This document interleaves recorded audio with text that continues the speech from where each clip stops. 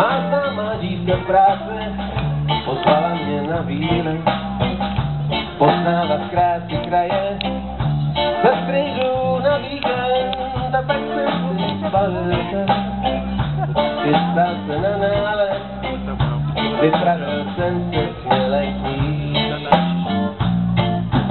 Lesy na louky stráně, vítají nás Bakandaně, hej důně páně, už se těším na ty rejdy, u jejího sejdy, s mojí malou známou lady, budem se mít krásně, napadají mě školní básně.